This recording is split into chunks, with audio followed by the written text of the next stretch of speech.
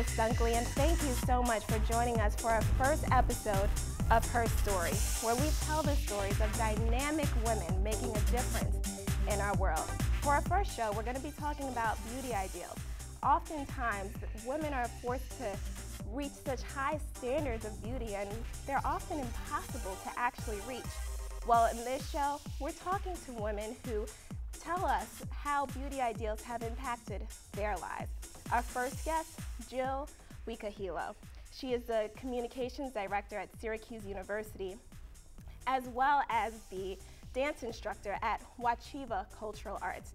She says dance has helped her so much that when she battled an eating disorder, it was dance that helped her fight the disease. Jill, thank you so much for joining us. Thanks for having me, Candace. Of Congratulations course. on your first show. Thank you. And you just look great, by the way, I have to tell you. Purple is your color. Thank you. Thank you. Now, how long have you been dancing? I started dancing, I think it was 9 years ago, 9 or 10 years ago, and it started with African dance. African dance. What made you want to do African dance? That's a good question. I grew up my background was never dance, and so I actually was an athlete. I played a lot of sports growing up. So African dance was the perfect medium for me to get into the world of dance because it's very athletic, and it's very expressive. And it kind of started when how even African dance became an interest was I really felt called to learn drumming, hand drumming, and it was something that I was in a class at one time with African drums, and they really liked it. And at one point when I was living in Hawaii, I wanted to really learn African drumming. You lived in Hawaii? I lived in Hawaii. I lived in the island. island. And you came to Syracuse? Well, I'm from here.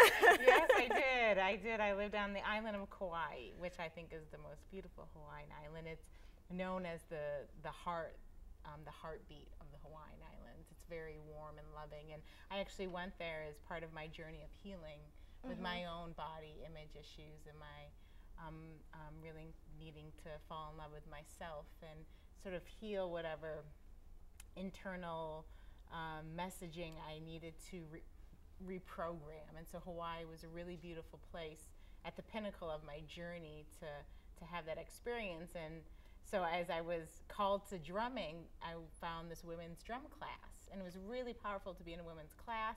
And all these women took African dance, and they said, Jill, you should really come take African dance. I said, come on, I'm not a dancer, I'm a jock. I run.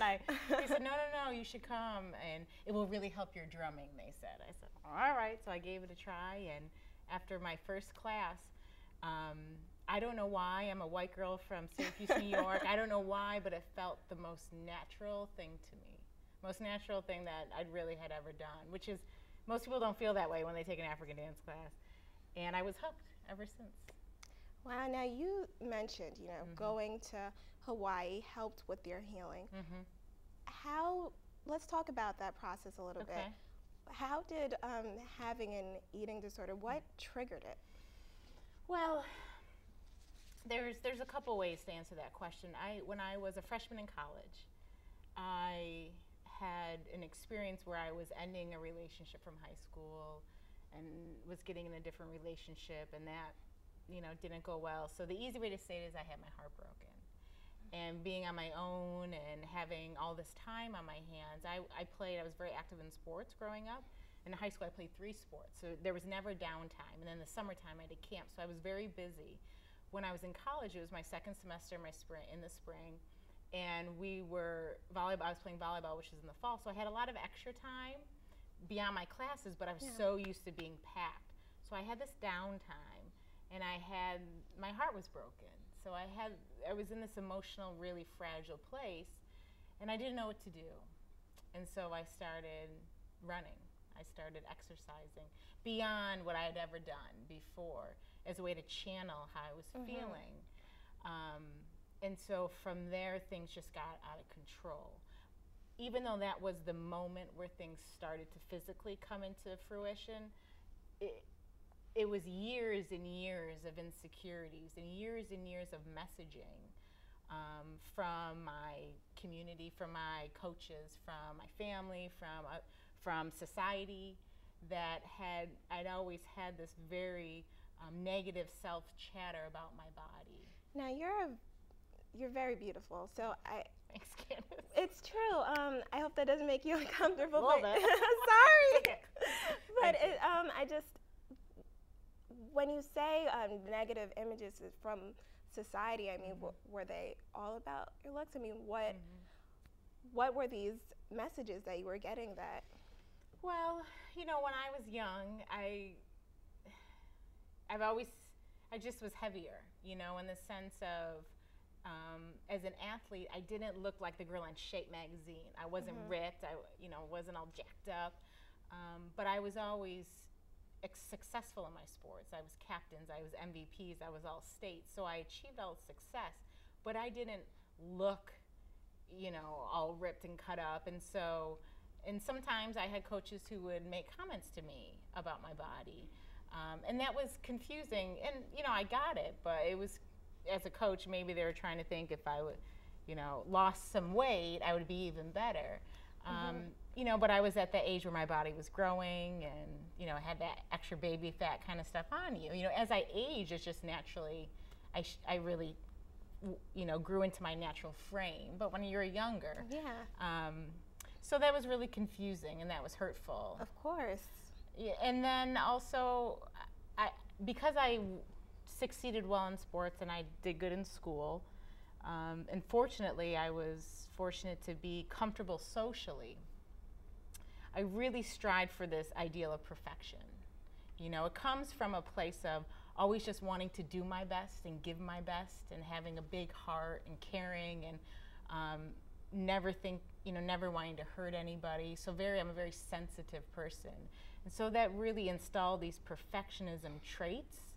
And so part of that felt was if I just had the body, then I'd be perfect. People used to always say to me, Jill, you have such a pretty face. When I was younger, they would always say that, you have such a pretty face. Oh, but I would always interpret that as, you know, but you're fat. You know, and all my friends were very petite, and I was always bigger. I mean, I was born as a 10-pound baby, so I came into this world with some size.